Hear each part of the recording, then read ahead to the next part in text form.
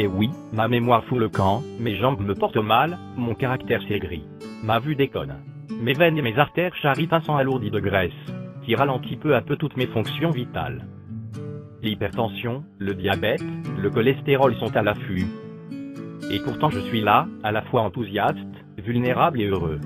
Heureux de parcourir la dernière ligne droite, avant les tortueux méandres de l'agonie programmée. Si la vieillesse est un naufrage, elle est aussi pour le sage, une merveilleuse apothéose.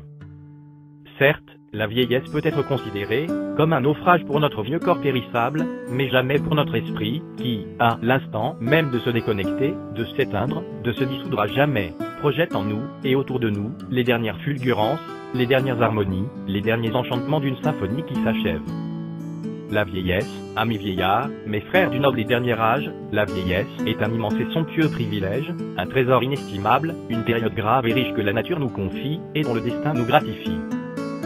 Certes, cet âge nous prive de quelques forces physiques, mais concentre mieux nos forces spirituelles.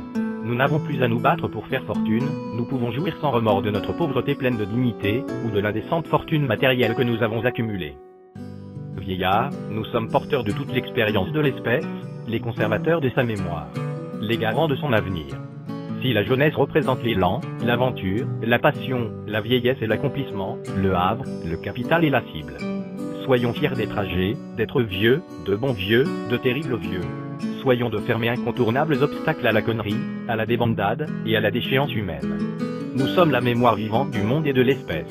La vieillesse est le temps de la sérénité, la période où nous savons que les jeux sont faits, que nous ne pouvons plus rien changer à notre destinée, ou si peu.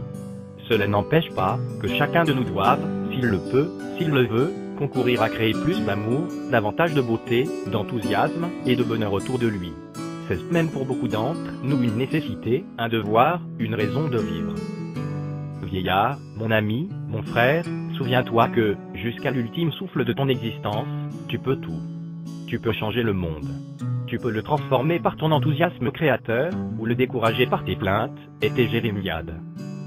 Ami vieillard, mon frère, jusqu'à l'ultime seconde, demeure le Seigneur de toi-même, en offrant à ceux qui t'accompagnent les derniers feux de ta richesse intérieure, de ton rayonnement, de ton magnétisme personnel. Un seul de tes sourires peut bouleverser le monde. Mais n'oublions pas que la mort est surtout l'irrémédiable disparition d'une bibliothèque. Au moment d'appareiller, offre à tous, en ultime cadeau, ta sérénité devant le grand mystère, communique par le diamant de ton sourire l'inextinguible joie de vivre qui te consume.